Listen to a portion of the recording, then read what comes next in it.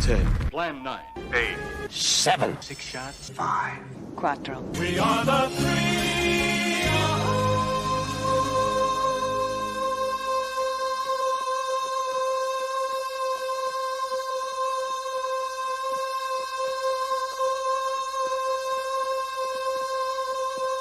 Amigos. 2 more mother humpers. One ring to rule them all. Let's rock! All right. Well, good morning or good afternoon, and welcome to Brewing Film Live. A couple notes to start with today. Last week, unfortunately, I had a migraine, so I had to forfeit this stream. But don't worry, today we are back. Well, I'm back.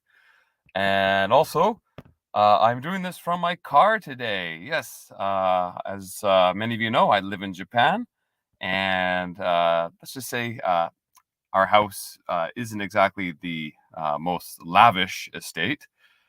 So I don't want to wake up the family. So I'm in my car today doing this. It's kind of the crack of dawn right now. It's just starting to get bright outside. And today we are going to be talking about Starship Troopers. Yes, one of my favorites. It feels odd to say this, one of my childhood favorites. Not exactly the most child-friendly show in the world. But yeah, that actually is going to lead into today's Japanese word.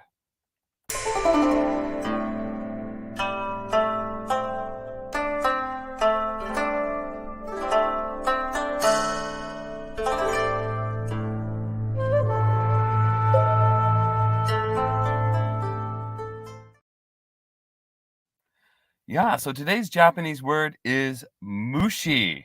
And mushi, as you can see, means bug. So mushi means bug. So insect, bug, mushi. Actually, an interesting note on the word mushi is in English, of course, we have cavity. So you eat too much candy, you got cavity.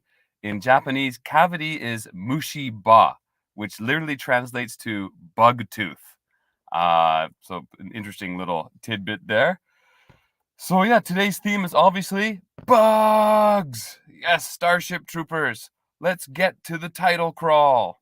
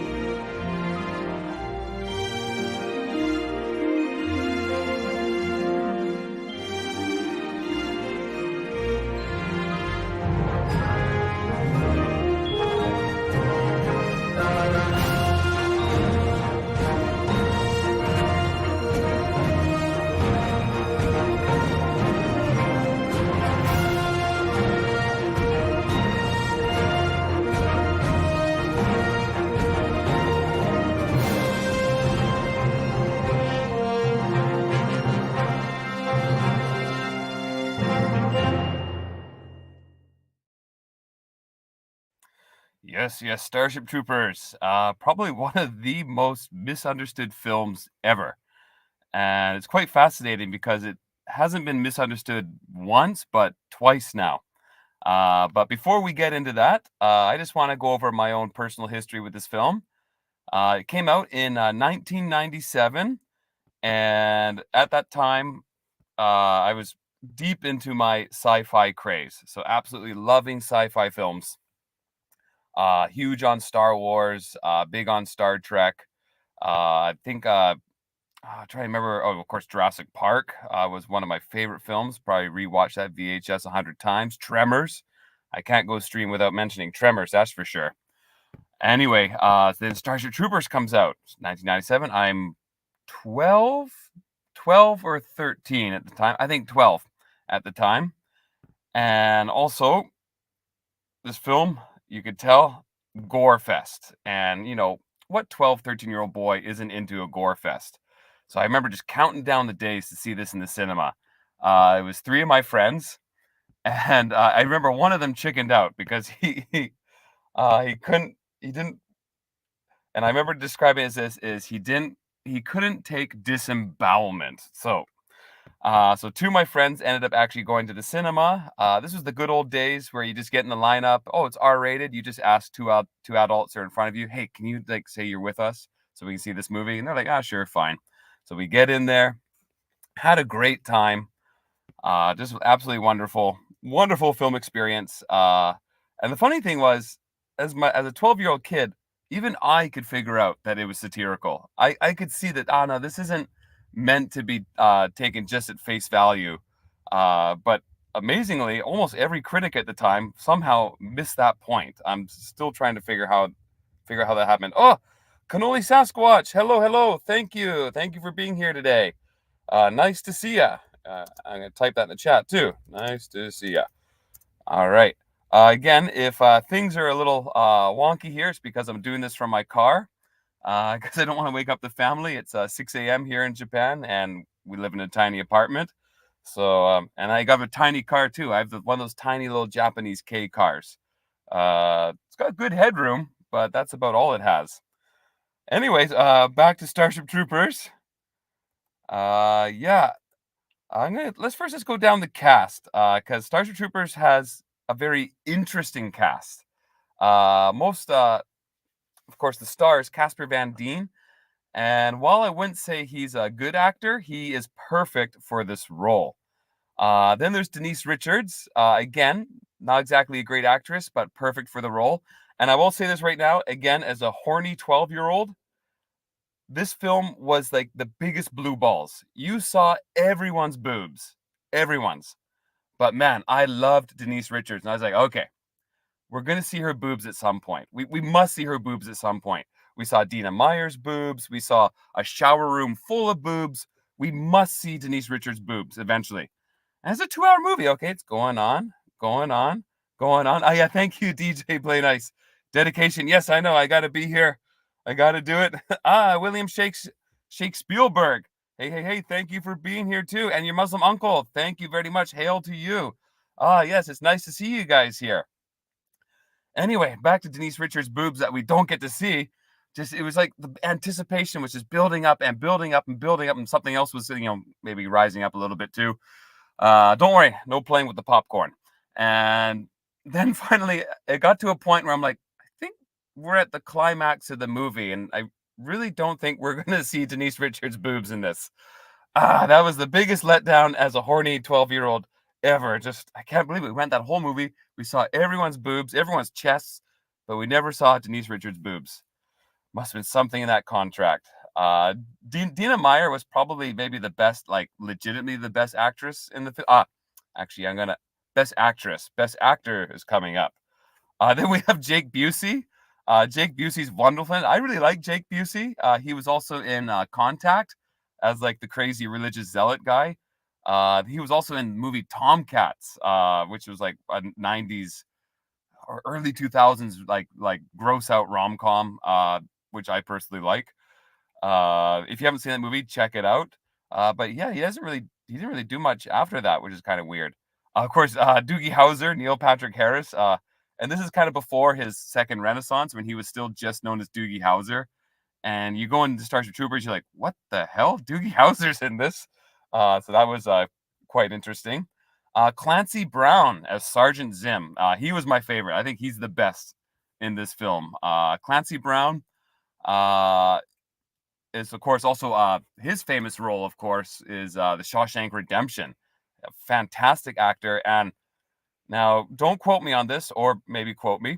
Check it out. I think he also does the voice for Mr. Krabs. I'm pretty sure in SpongeBob, he is Mr. Krabs, which is quite interesting. Then we had Seth Gilliam as Sugar Watkins, of course, the last character to die in the film.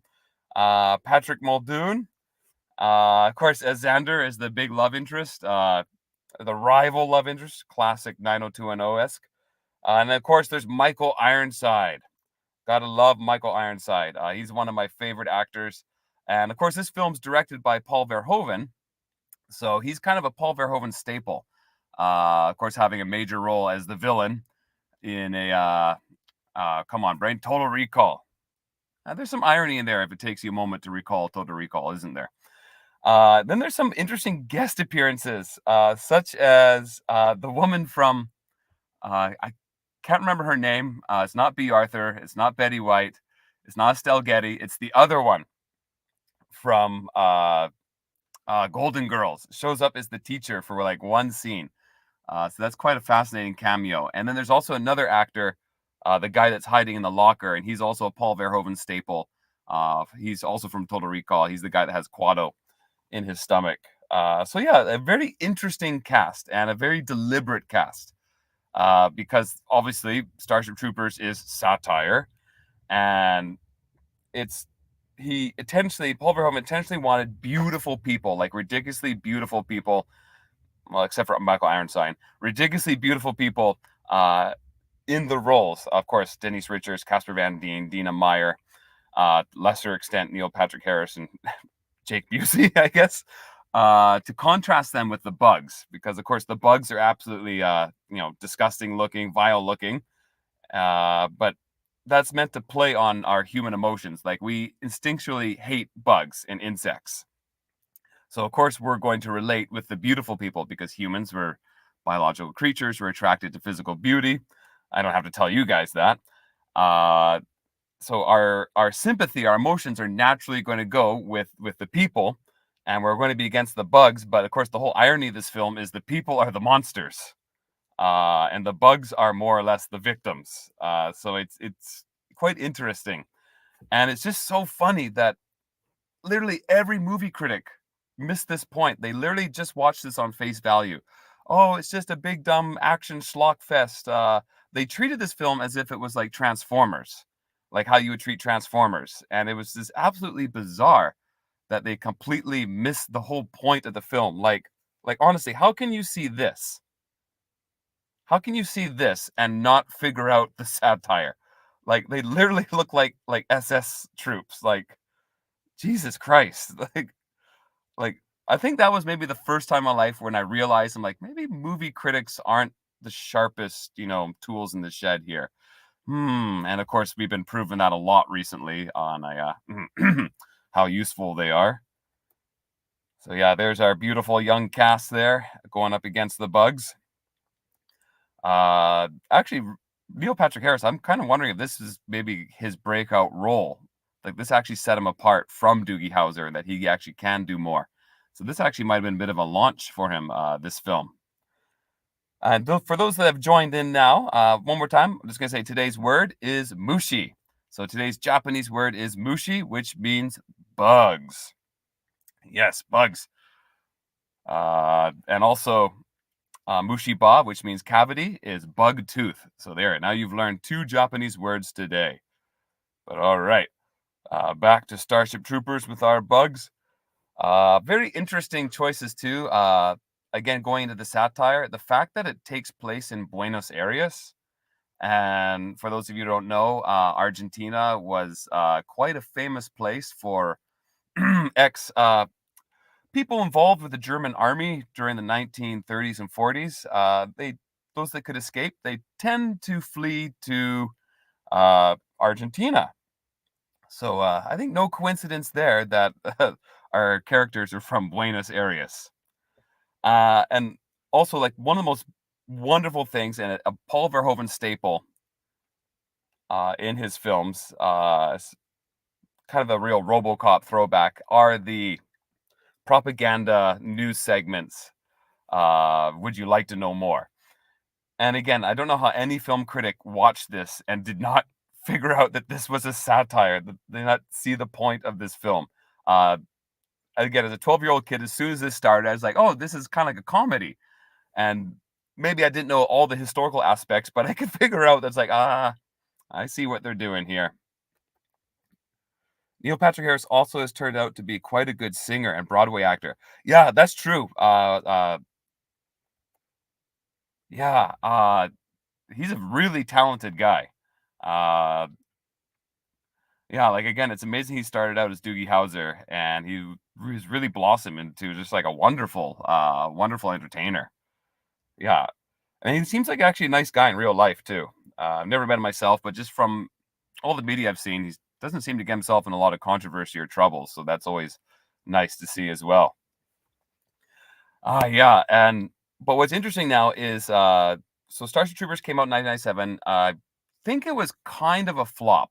At least it wasn't the it was a flop in the theater, somewhat, but it had a huge hit on rentals, on VHS rentals. I don't think there was DVDs at the time, or they were just starting maybe.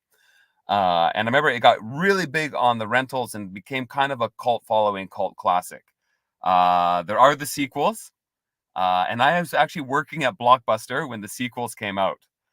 And let's just say you're not missing much if you haven't seen them. The second one goes to the point where it even reuses shots from the first one. And whenever a film is doing that, because they don't have a decent budget for special effects, you know you're in for trouble.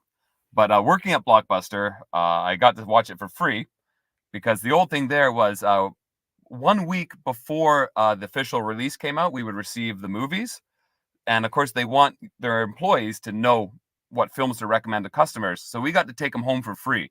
So that was like a big ace in the hole. If you wanted to have a date with a girl back then, oh my God, guess what? I got access to these movies a week early. And this was like Netflix and chill before Netflix and chill. But it was like, only with the Blockbuster employees. So, wearing that badge of honor, just like for the Federation. Yeah, and I third one I have barely remember the third one. So yeah, pretty much for me, Starship Troopers is the first movie. I've also read the book, but I vaguely remember it because I read the book as soon as I saw the movie, and I remember, of course, being a 12-year-old kid getting into the book and expecting it to be exactly like the movie, and reading, being like, what the hell are skinnies? What's going on? There's like a city. They're jumping on cities. What's going on here? But I did get through it, but I actually don't remember much of it right now. In fact, for those who know Tony Stark's, let's see this. For those who know Tony Stark's former show intro, very cool skit, now retired due to monetization, it is Neil Patrick Harris who's actually singing the song we hear. Oh, really? Oh, that's great. Yeah. And also, good point. If you haven't looked up Stark of Iron, check that out. That's a great show, great channel, and he just got monetized. So let's give a golf clap for him. There we go. All right. And that's enough about that guy. No, we can talk about Tony all the time. Yeah, some great channels to recommend are like Stark of Iron, the Tremor Saga, wonderful. And actually, thanks to Tremor Saga, I actually have a little trivia coming up for Starship Troopers. Another great channel is Pumpkin Gourd, which I'm going to be on, talking about Beetlejuice in a few days. Cannoli Sasquatch, great channel. Yeah, these are all wonderful channels that I hope people get a chance to check out. Yeah. So anyway, back to Starship Troopers again. And then what's interesting is, so it's had this cult following somewhat, and now recently, over the last like few months, it's really started popping up in my feeds and stuff again, and I'm like, what's going on? And apparently now, Starship Troopers has become like people actually admiring the soldiers and wanting to be. That's enough about that's enough about Harris. Yeah. We can talk about him all day long too. He is in the film. Uh, it's interesting because it's having a renaissance, but again, people are missing the point of it. They're like admiring the Federation, calling it based, and it's like, no, you're not actually supposed to want to be the Federation in this. And I'm gonna get into that. What makes this so interesting? Because myself too, like, there is stuff I admire about it, and I remember first time after watching this movie, it made me think about, man, should I join the cadets? Like, it actually did a little bit work on that to me as well, like the opposite, because it's brilliant in how it works on a human psyche. Because essentially, it is a utopia, and you can't see me right now, but I'm doing air quotes. It's a utopia, a largely right wing utopia, but this is what makes it interesting. Also, left wing utopian is in it too. So of course, with the right wing, it's very militaristic. Everyone, to be a citizen, you have to join the army. So it has like those feelings. It's very clean and beautiful. Like everything is like neat and tidy and kind of sterile, which goes into order. So that's Again, a very fantastical utopian ideal, right-wing ideal. But then also it has some utopian left-wing ideals.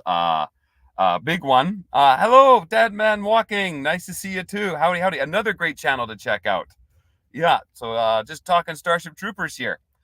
And yeah, and it's for example, there's like the shower scene, and it's like co-ed shower. There's like no separation between men and women. And these days, what isn't like a bigger fantasy for like hard left wing, right? And then of course there's like seems to be absolutely no racial bigotry. It's like everyone, and this would be like more 1990s left wing. There's like no division between people, so it's like a utopian human society that plays on both right wing and left wing fantasies. Like this is what you want. This is like the perfect uh, on the surface, the perfect society. Even for those, it's like a murderer was caught today, and within a single day, he's sentenced and executed. And it's like, oh, okay, a lot of people, they want swift justice. It plays on those. I don't want kind of like the tendencies in humans where we want everything to be perfect and quick and nice.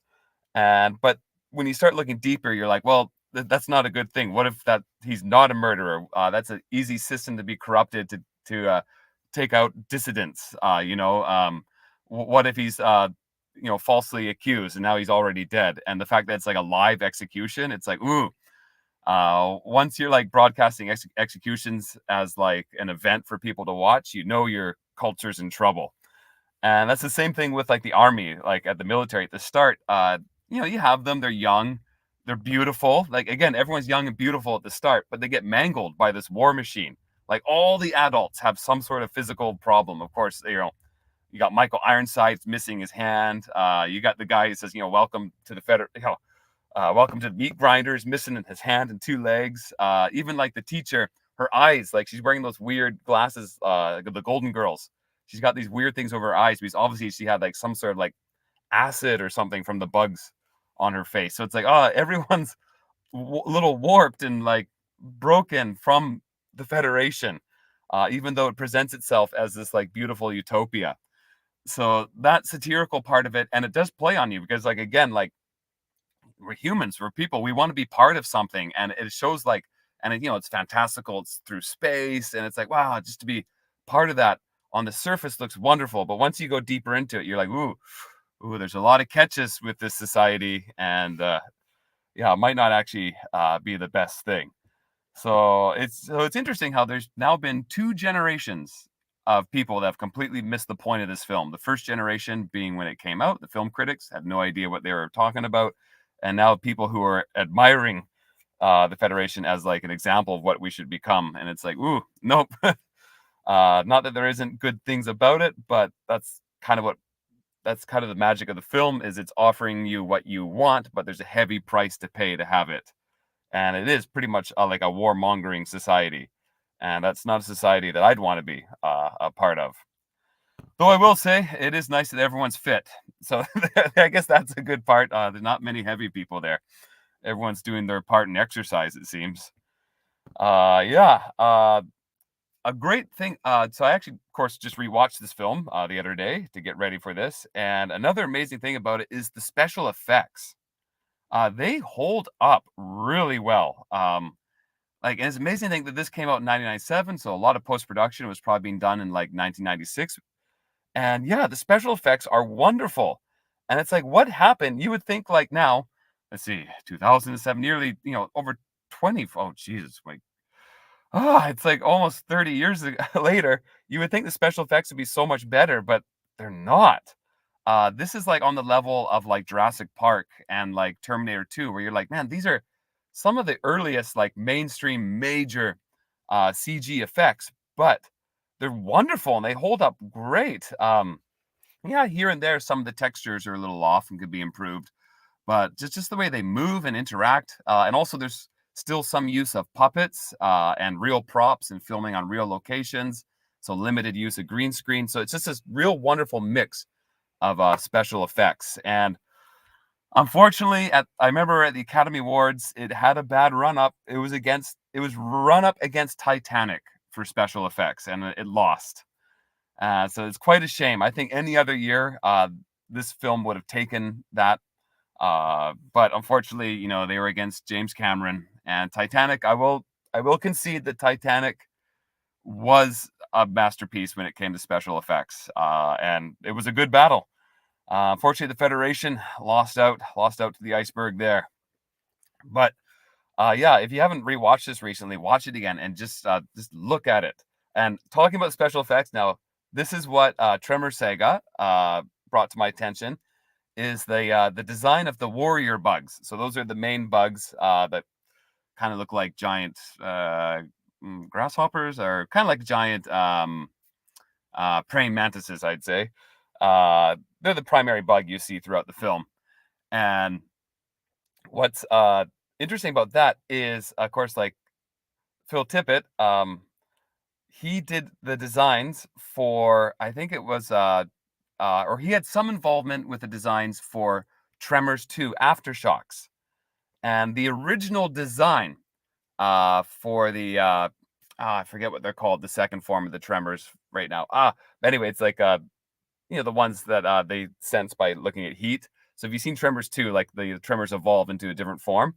The original design for that looked a lot like the warrior bugs in Starship Troopers. And apparently that design was then used as the base design for the warrior bugs in Starship Troopers. So there's a direct Tremors and Starship Troopers link there, besides just the desert. Titanic FX was truly groundbreaking when it was released. It did deserve to win. Yeah, to be honest. Yeah, same here. I do concede that. I do concede that as well. Starship Troopers, again, any other year would have taken it home.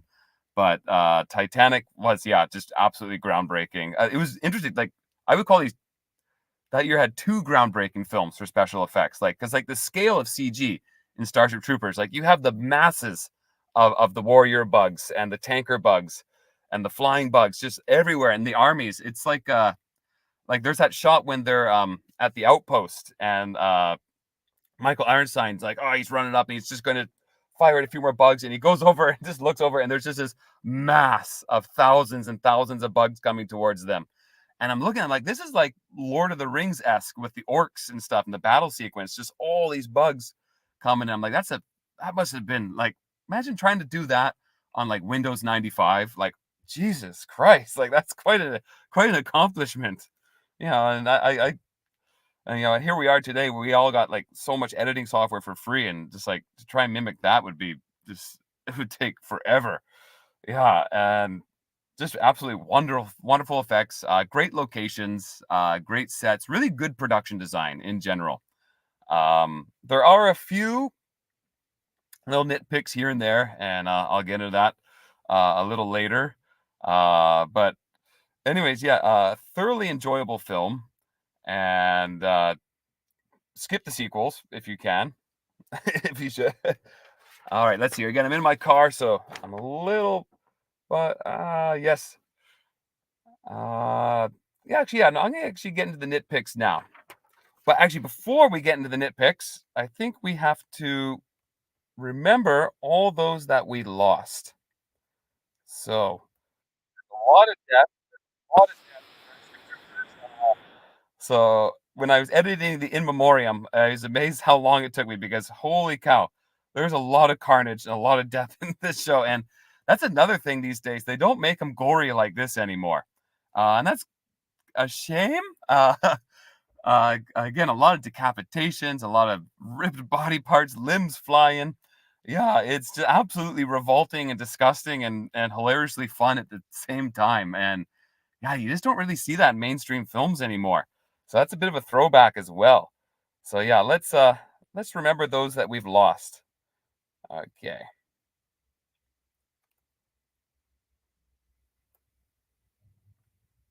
And in memoriam. So here we go.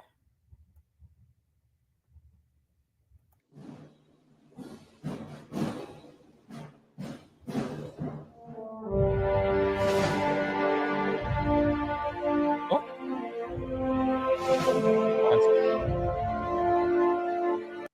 don't think that's sharing. Mm.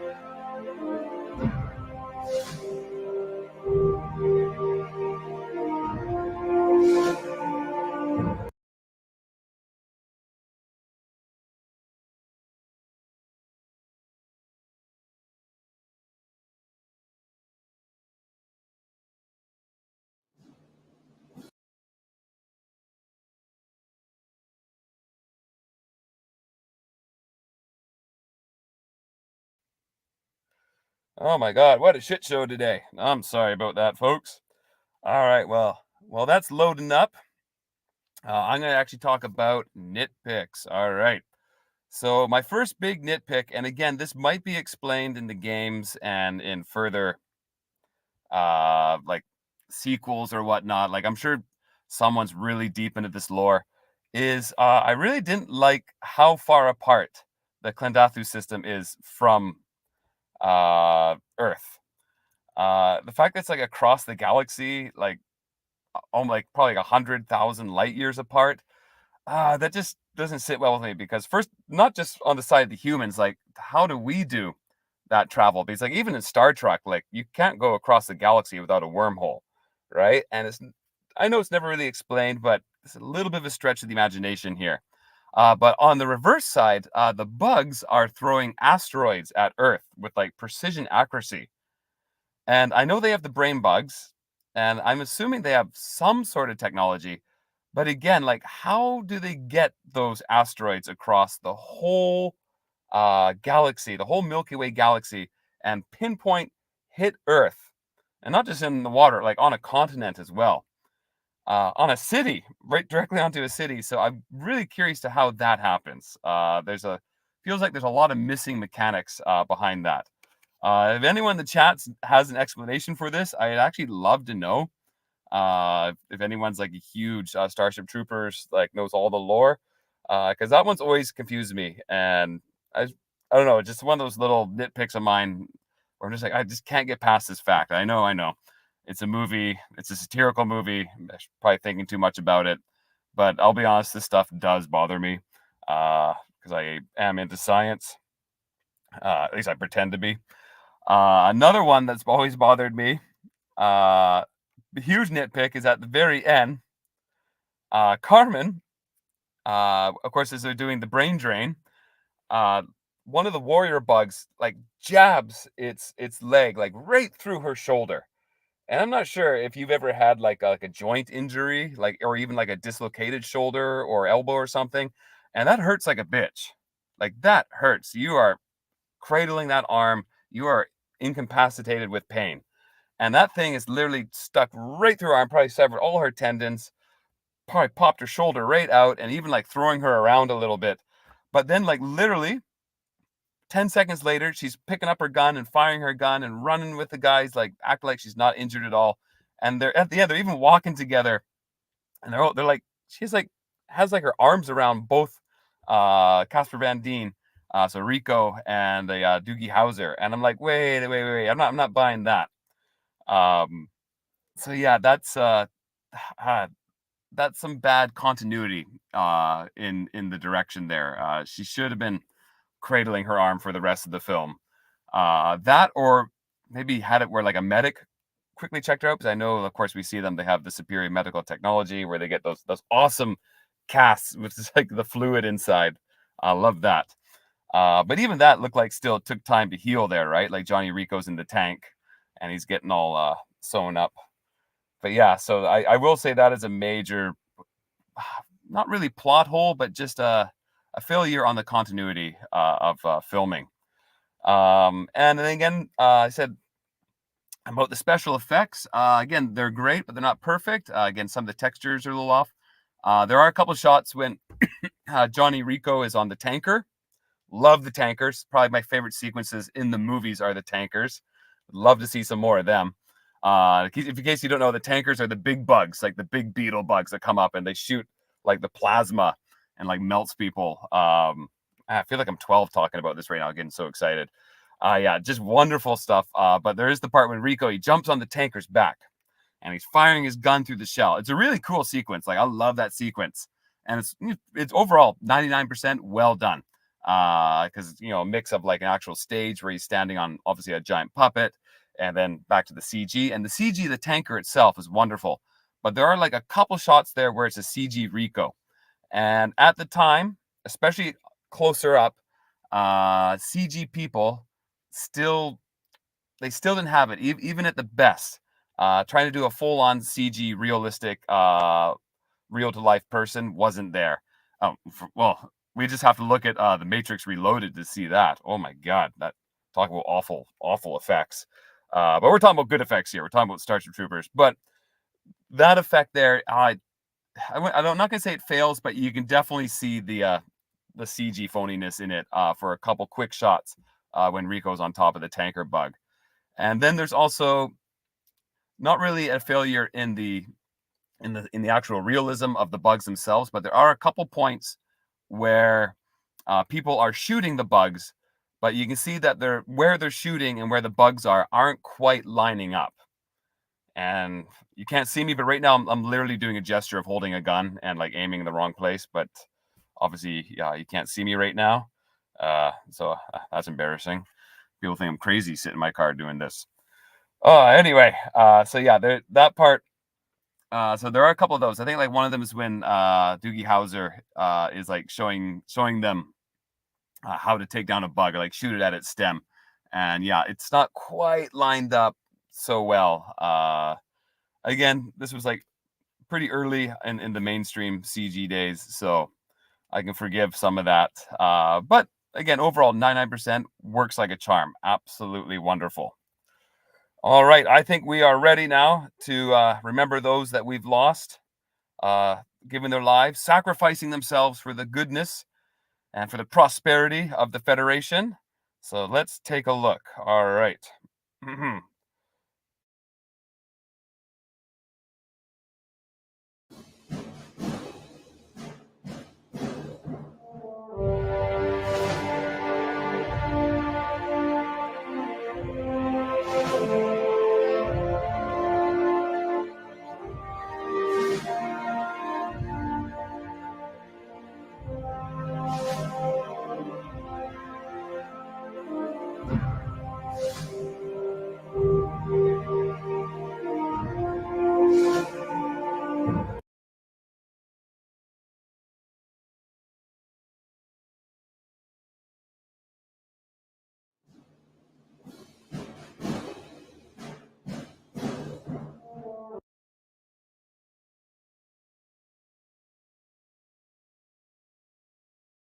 Again, tethering on my phone. Internet doesn't want to play nice. Oh my goodness.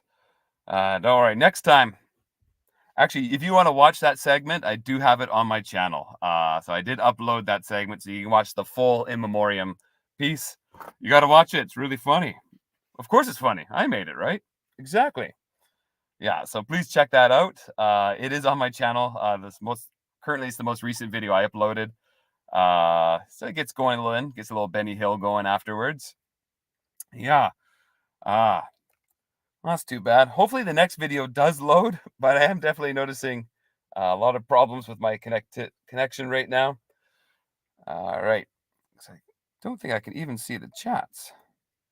Oh, okay, they're back. All right. Yeah.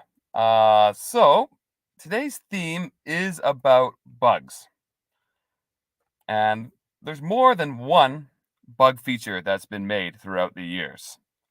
And I think it's time now to introduce another wonderful bug film. And I really hope this one works. All right.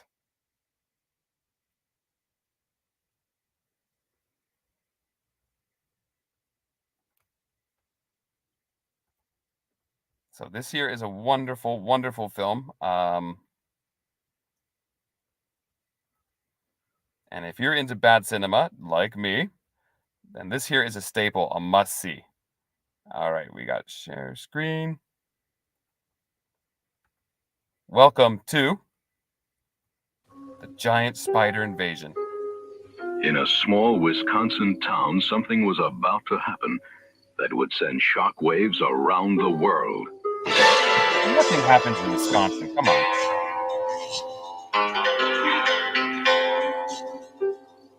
I like this shot. I don't know why. It's just too bad this woman's probably like 70 or 80 years old right now. What a shame.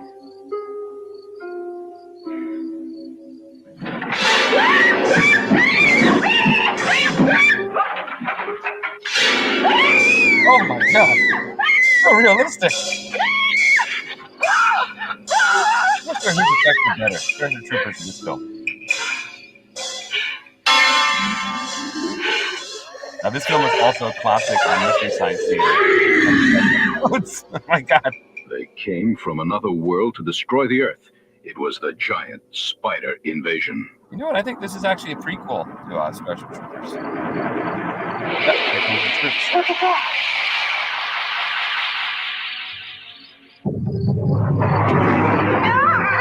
Bug blast. I'm still measuring an X-ray shower from the ground level at a magnitude never before measured on Earth except a nuclear Well, there's no explosion. scientists in Wisconsin. Well, I can't buy Doctor. this film at all.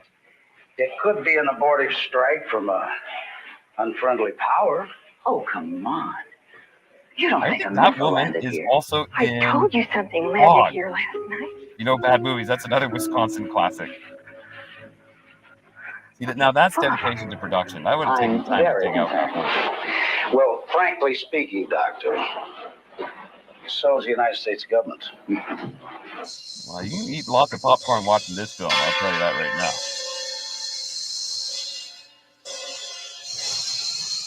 You know, that spider's probably dead by now, too. Oh, I like this shot, too.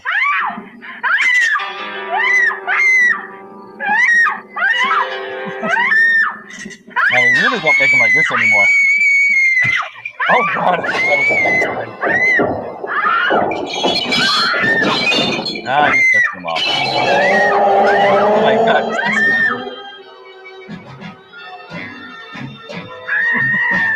There we go. See, now that's what I'm talking about.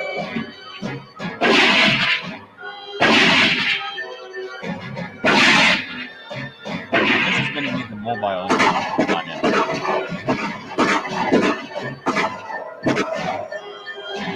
His throat is so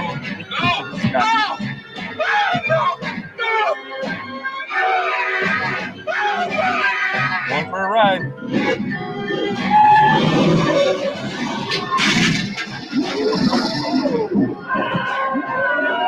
No, these spiders, it feels like they'd be pretty easy to escape from. These people are kind of like making This is Sheriff. Get on the emergency unit. I'm down here all by myself. They're hell-bent on this. See other destroying people, you're that not by beast. yourself. The crowd's beginning to take over. Well, call the National Guard back. Tell them we need some heavy equipment, guns, tanks, anything. Oh my God. They came by the hundreds, by the thousands, killing and crippling, creeping, crawling creatures determined to destroy the Earth. Could anything stop them? Could anything stop the giant spider invasion?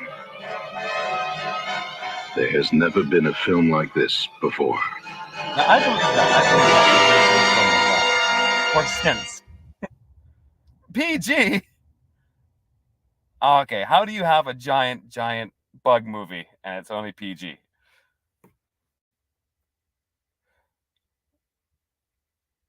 All right, yeah. So that is the giant spider invasion. And if you've never seen that, I highly recommend it. It's a wonderful, wonderful bad movie night film. And it's perfectly complementary with Starship Troopers. So there you go. You start off with your good film, Starship Troopers, and then you end with the bad film, Giant Spider Invasion. They are perfect for each other. What we got here? All right, Mr. Madman. Another fun bug film was Eight-Legged Freaks. You know what? Secret shame of mine. I've actually never watched that movie. I've wanted to. I remember when it came out, the trailer looked good. But it's just one of those films that I've never gotten around to. Eight-Legged Freaks and The First Godfather.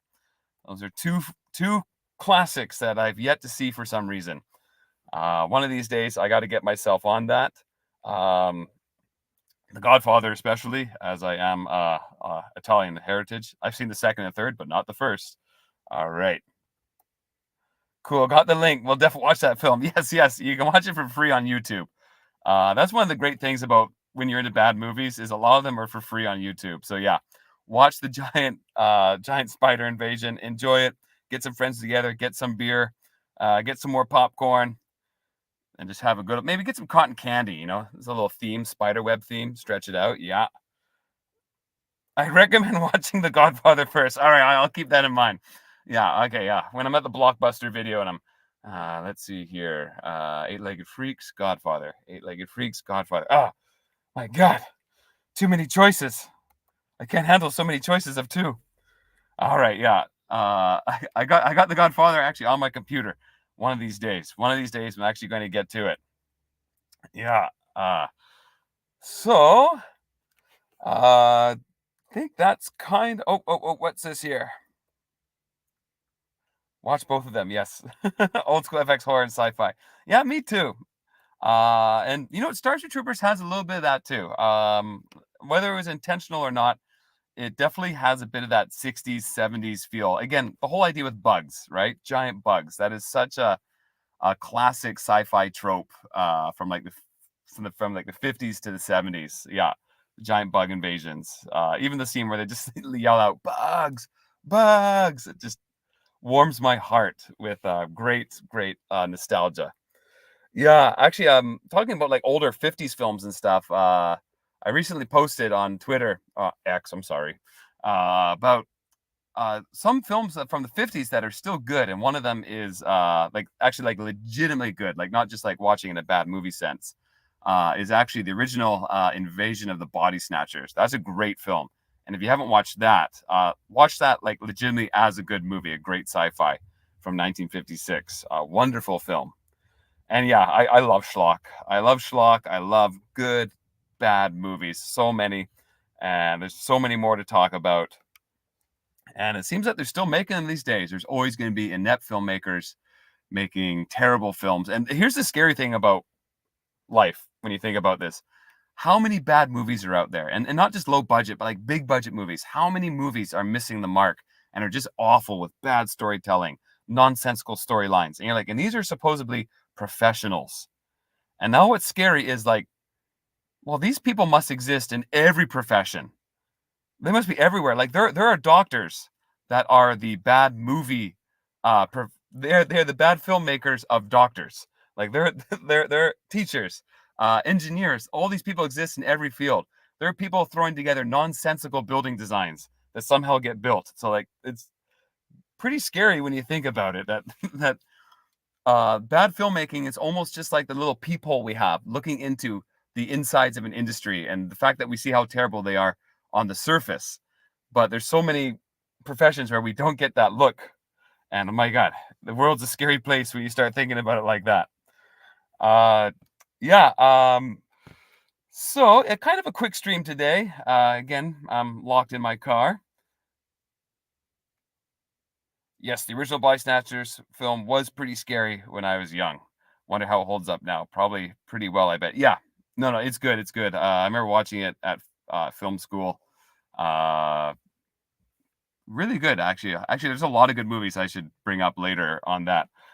So yeah, just going to run down what's coming up. Is actually today I'm going to Hawaii. That's also why this stream's got to be cut a little short. I got to finish packing. Family and I, we're heading to Hawaii this afternoon. We're going to be there for 2 whole weeks. Yes, on the Big Island. So if any of you are in Hawaii at the same time, come say hello. And then in Hawaii, I'm going to be doing a special volcano live stream. It's going to be at a different time because my guest is going to be the Gourd King. He's got a great channel, and we're going to be running down volcano movies. Yes. So a little on-location stream there. It's going to be roughly a week from now. So please tune in for that. Of course, I'm going to have it up. The information is going to be up a few days before we actually go live. So please check it out. Before then, I'm going to be on the Pumpkin Gourds channel in about 3 or 4 days. We're going to be talking about Beetlejuice. So you can also come check that out as well. Besides that, I think there might be a second Hawaii stream, which might be dinosaur movies. And again, if anyone ever wants to join, just please send me private messages on Twitter. Jesus, I did it again. On X. Screw, I'm never calling it X. On Twitter. Yes, I'm going to dead name Twitter. All right. So yeah, please send me a private message on Twitter if you ever want to join this stream. It's always fun to have people on it. And we can always set up like a film that you want to talk about that we can both talk about together. And of course, introduce a bad film as well. Yeah. But that's kind of it from me today. I also got some more shorts, some comedy shorts coming out on my channel. Oh, you read, okay, William Shakespeare. That is the bad movie for the volcano. Yeah, I'm doing Dante's Peak and Volcano 1997. They both came out, I think, the same year or maybe 1 year apart. And Dante's Peak is like somewhat legitimately based in some science. It is a pretty decent film. And Volcano is just a puke fest of molten cheese. And it's just awful. So yeah, we're going to be going over those two films, those two classics. Again, air quotes, those two classics. Yes, so please join in for that. It's going to be a lot of fun. It's nice to see 11 people watching today. Really happy about that. Double digits, baby. All right. Yes, one of these days. There is a challenge too. Again, I'm going to do it. I think it was the first time I ever hit 20 viewers at one point. When my counter ever goes over 20, I'm going to eat natto. Now, if you don't know what natto is, it's fermented beans. So perfect for fermented cinema, some fermented beans. I'll eat it live. They are the most grotesque, disgusting food item in Japan. It's stinky, stinky, stinky beans, and it literally looks like someone sneezed all over them. It looks like goop. Actually, be pretty good for this. Looks like Starship Troopers bugs guts goop. It's absolutely gross. Yeah. So if I ever get over 20 viewers, I'm gonna eat that live, and you'll get to see me gag. So that's a little thing I'm gonna do. Yes. Best movie in the whole world. Yes. Yes. Don't worry. I'm on top of it. Yes. Yeah. And Dante's Peak. Yep. I'm gonna be covering that. Yeah. Great film. Love that movie. Again, I wore out the VHS on that one as well. Yeah. So I'll be covering that, and I hope to see everyone there for that. Will be a lot of fun. Yeah. But yeah, I got some comedy shorts coming out on my channel as well. Actually, I spent the other day, so kind of Japan theme, my location. One is a kind of like, there's a lot of depopulation happening in Japan. So I did kind of like a zombie spoof. I'm editing that currently. I look like a madman wearing a like a medical gown, walking around the streets. People give me the, the stink eye and the crook eye and everything. Embarrassing myself in public. So got that one coming out. Then also the next one to come out is a Star Wars spoof. And you're going to love this. It's all about driving in Japan. And then when I'm in Hawaii, I'm also going to be on location filming kind of a little spoof movie trailer as well. So lots of stuff coming out from Fermented Cinema. So yeah, please like, share, subscribe, tell your cousins, write your congressman, all that stuff.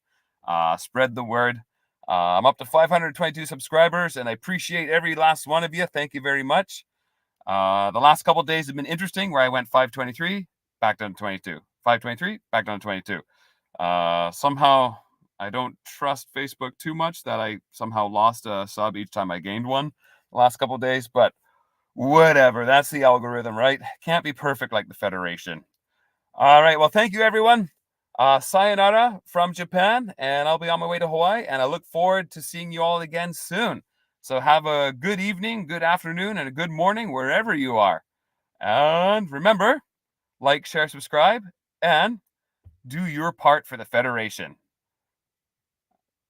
Catch you guys next time. Like, share, subscribe. Did you hear that?